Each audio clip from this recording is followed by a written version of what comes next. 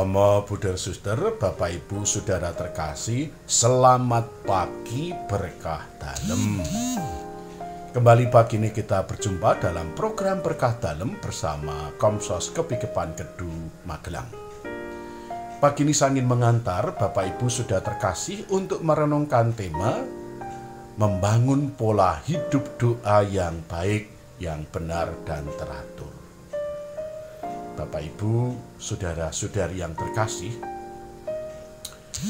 beberapa waktu yang lalu saya pernah berkunjung ke sekolah TK Santa Teresia di Wates Kulon Progo yang dikelola oleh para suster abdi Kristus. Ketika saya datang ke sana, ada seorang ibu guru yang sedang mengajarkan doa Bapa Kami kepada anak-anak. Nah, anak-anak ini karena dibimbing oleh guru dan cara mengajarnya pinter, maka dengan cepat anak-anak ini bisa berdoa dengan baik. Bahkan di rumah bisa berdoa Bapa Kami dengan hafal, dan kedua orang tuanya senang bangga dengan anaknya yang walaupun masih usia kecil tapi sudah bisa berdoa. Nah, mengajarkan doa kepada orang lain sehingga orang itu bisa berdoa dengan baik dan benar seperti ini, yang juga pernah dilakukan oleh Yesus kepada murid-muridnya, seperti kita dengar dalam bacaan Injil Misa pagi ini. Konteks bacaan Injil hari ini bicara mengenai Yesus yang sedang mengajarkan doa Bapa Kami kepada para muridnya.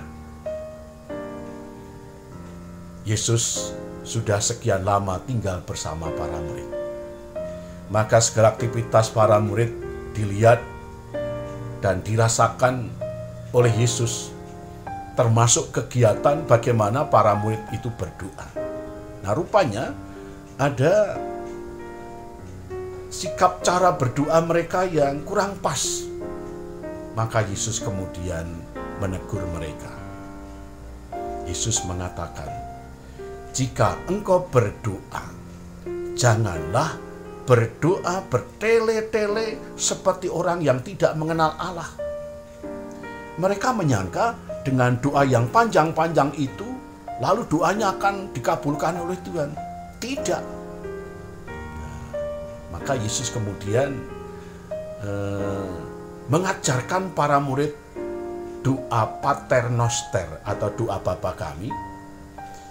Dan dalam doa yang diajarkan Yesus itu ada 3 unsur yang sering diungkapkan oleh Yesus. Apa 3 unsur itu? Antara lain, dalam doa Bapa Kami selalu ada unsur pujian kepada Allah, ada unsur syukur kepada Allah, juga ada unsur permohonan kepada Allah.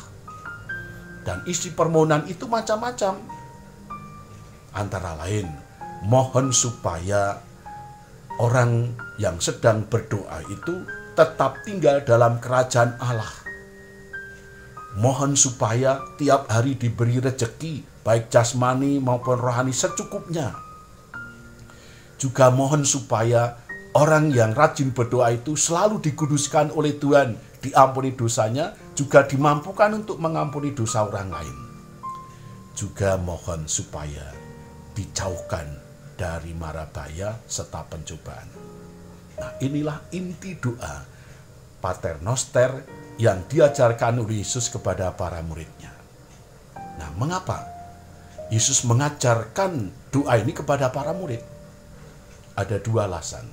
Yang pertama, karena Yesus prihatin bahwa ada sebagian murid-murid Yesus yang mengalami kesulitan dalam penghayatan doa.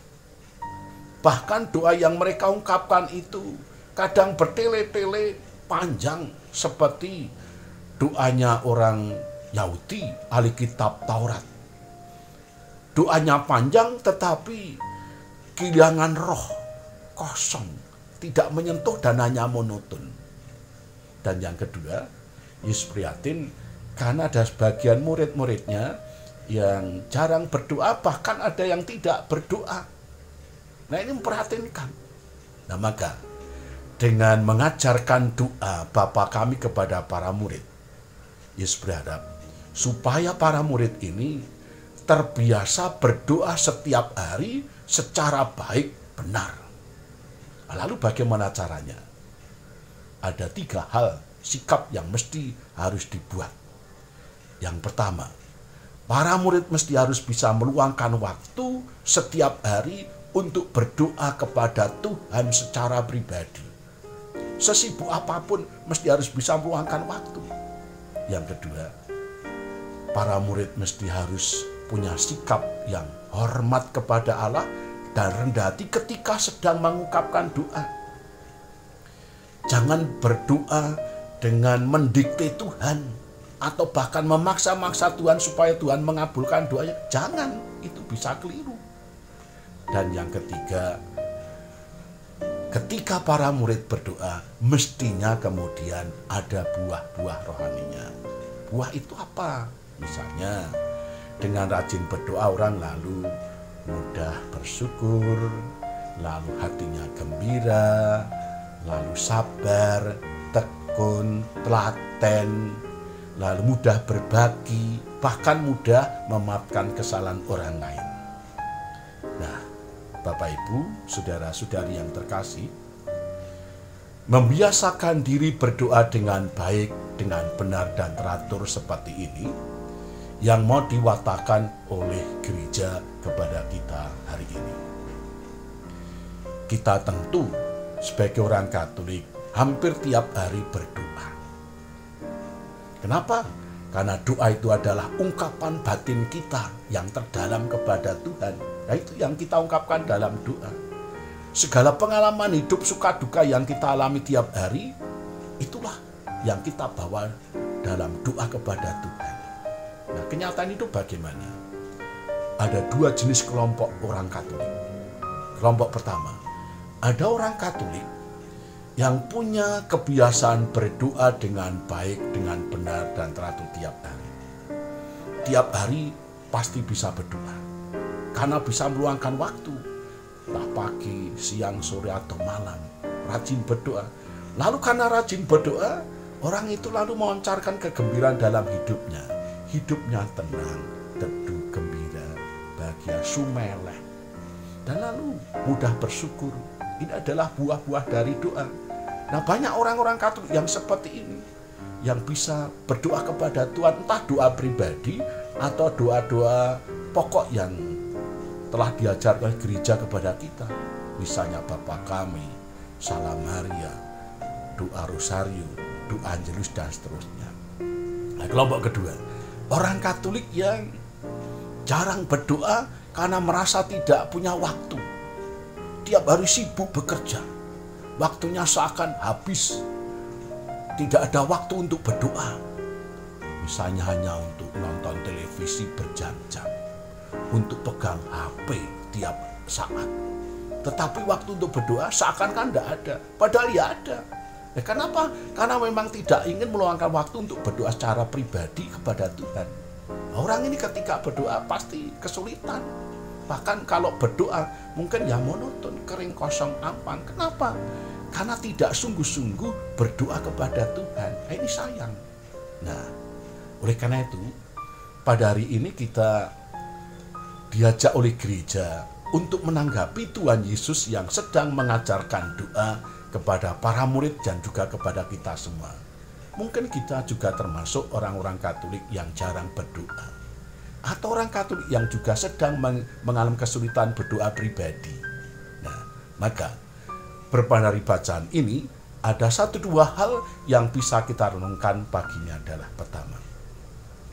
Apakah kita termasuk orang Katolik yang bisa meluangkan waktu tiap hari untuk berdoa secara pribadi kepada Tuhan? Ataukah orang Katolik yang sering sibuk sehingga tidak ada waktu untuk berdoa? Yang kedua, ketika kita berdoa, apakah doa-doa kita punya dampak rohani terhadap diri kita? Misalnya membuat kita gembira, bahagia, sumeleh, lalu bisa mudah bersyukur kepada Tuhan. Ataukah doa kita monoton, tidak ada dampak, terasa kosong, kering, dan ampang? Dan terakhir, bagaimana agar kita membiasakan diri membangun pola hidup doa yang baik, yang benar dan teratur, sehingga membuat hidup rohani kita segar, iman kita semakin mantap, dan lalu kita mudah bersyukur baik kepada Tuhan maupun kepada orang-orang di sekitar kita. Kemuliaan kepada Bapa dan Putra dan Roh Kudus.